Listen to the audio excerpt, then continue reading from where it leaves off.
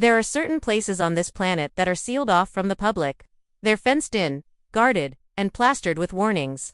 These restrictions exist for a very good reason, usually to protect you from what's inside. But human curiosity is a powerful force.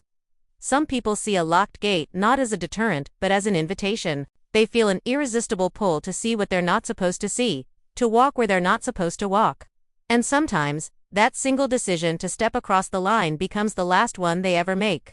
Today, we're going to look at 3 famous forbidden places, and the chilling stories of those who dared to enter anyway. Our first story takes us to the arid, sun-scorched landscape of the Nevada desert. Here, surrounded by miles of desolate wilderness, lies the Nevada National Security Site, formerly known as the Nevada Test Site. For over 4 decades, from 1951 to 1992, this was the United States' primary location for nuclear weapons testing. Over 1,000 nuclear detonations occurred here, 100 of them in the atmosphere. The ground itself is radioactive, a silent, invisible poison that has seeped deep into the earth. It is one of the most contaminated places on the planet. The entire area is strictly off-limits, a massive expanse of land guarded by fences and the constant threat of lethal radiation. In the summer of 1974, a man named Paul Lubitz, along with his wife and 2 children, found themselves driving through this remote part of Nevada. They weren't looking for trouble. They were just a family on a road trip. But out in the desert, it's easy to get lost. Their car broke down, leaving them stranded miles from the nearest sign of civilization. As the sun began to set, casting long, eerie shadows across the desert floor, a sense of desperation began to set in. They had limited water and no way to call for help. It was then that they saw it in the distance, a collection of buildings, a small, abandoned town. To the desperate family, it must have looked like a miracle. A sign near the entrance read, "Mercury, Nevada."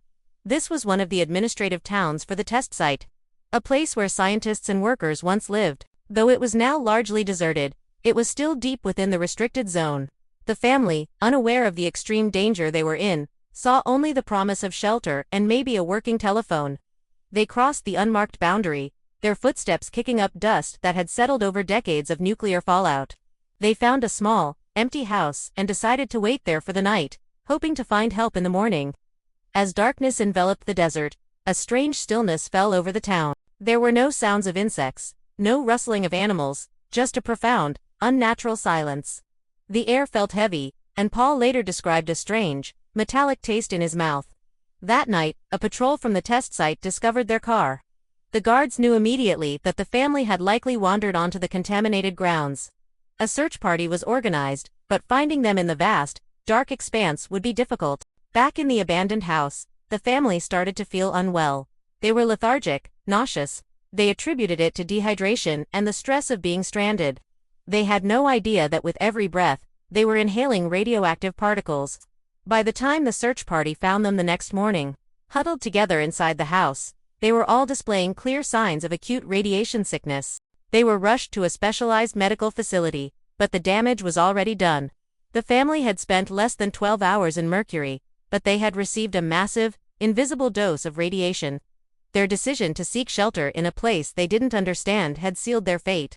The exact medical outcomes for the family were kept private. But the incident became a grim, cautionary tale, a stark reminder that some fences are there not to keep you out, but to keep you alive. Our next story takes us to a very different kind of forbidden place. Not a desert, but a lush, beautiful island off the coast of Brazil. Ilha da Queimada Grande, better known as Snake Island, looks like a paradise from a distance. It's covered in verdant rainforests, with dramatic, rocky cliffs that plunge into the turquoise water. But this island hides one of the most terrifying secrets in the natural world. It is home to the golden lancehead pit viper, one of the most venomous snakes on Earth. And the island isn't just home to a few of them, it's infested. Conservative estimates suggest there is 1 snake for every square meter. Some reports claim the density is as high as 5 snakes per square meter.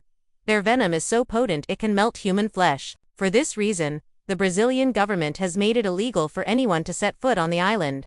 The only people ever allowed are a select few Navy personnel for lighthouse maintenance and carefully vetted scientific researchers.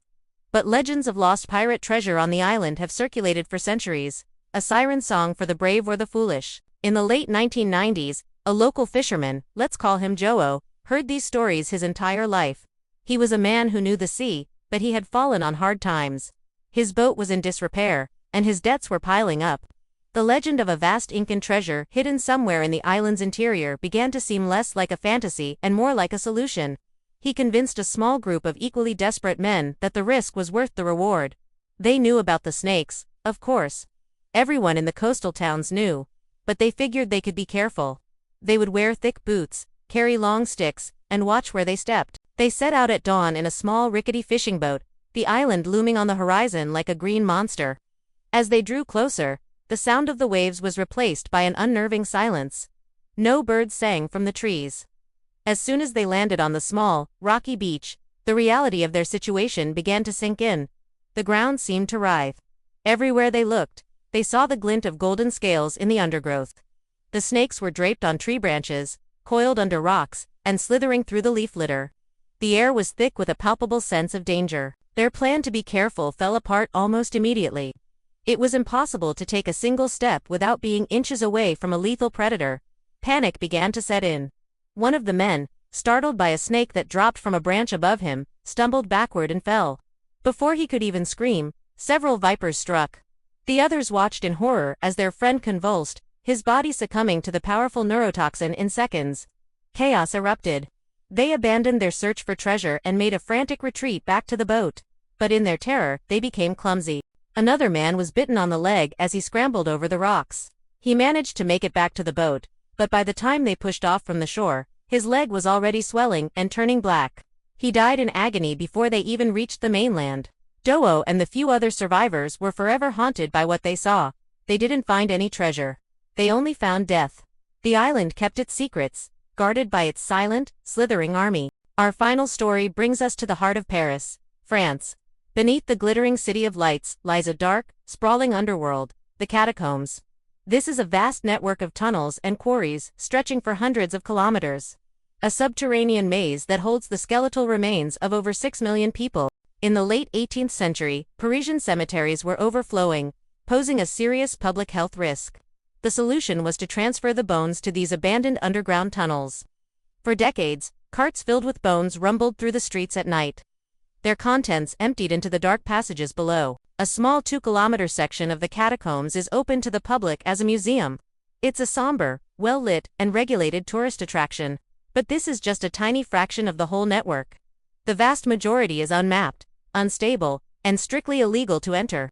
These forbidden tunnels are known as the Courriers de Paris, Despite the dangers of getting lost, of tunnel collapses, of running out of light and air, a subculture of illicit explorers, known as cataphiles, has existed for decades. They know secret entrances, and spend hours, sometimes days, navigating the pitch-black labyrinth. In August of 2017, a group of teenagers decided they wanted to experience this forbidden side of Paris. They weren't experienced cataphiles, they were just looking for a thrill. After a night of drinking, they found an unsealed entrance and descended into the darkness. Armed with only a couple of weak flashlights and a misplaced sense of confidence, the initial excitement of their adventure quickly wore off as they ventured deeper. Every tunnel looked the same. The walls, sometimes lined with neatly stacked femurs and skulls, seemed to press in on them. The air grew cold and damp, and the silence was absolute, broken only by the dripping of water and their own increasingly ragged breaths. After what felt like hours, they realized they were lost. Their flashlights began to flicker, the batteries dying. A chilling fear, far more intense than any thrill they had been seeking, took hold. They were miles from their entry point, in a disorienting maze with no map and dwindling light. They began to argue, splitting up in a desperate attempt to find a way out, a fatal mistake in such an environment. Two of them, a 16-year-old boy and a 17-year-old boy, wandered off together, their voices fading down a dark corridor. The others never saw them again. 3 days later, a rescue team with trained search dogs was sent into the tunnels after the teens were reported missing. They found the remaining members of the group, huddled together, suffering from hypothermia and severe dehydration, their lights long dead. But of the 2 boys who had split off, there was no sign. The search dogs, who could normally track a scent for miles, were overwhelmed by the confusing network of tunnels and the sheer lack of airflow. They couldn't get a lock on their trail. The search continued for days, then weeks. Rescuers navigated the claustrophobic passages, calling out their names into the oppressive darkness, but the catacombs gave back only silence. The 2 boys were never found. They were swallowed by the city beneath the city, their bodies becoming a permanent, unrecorded part of the 6 million souls already laid to rest in the dark. Their impulsive decision to enter a forbidden place turned them into its eternal residents. These places, the Nevada test site, Snake Island, the Paris catacombs, remain off limits for a reason. They are monuments to human history, nature's power, and our own mortality. The stories of those who ignored the warnings serve as a dark and powerful reminder that some doors are closed for our own protection. And once you step through them, you may never be able to step back. That is going to do it for today, but if you enjoyed this story, be sure to check out our channel right here. We're going to be dropping stories every single day, so make sure you're subscribed so you don't miss a thing. I really appreciate you guys spending your time here with me today. Until next time, from Silent Secret Stories, every secret has a story.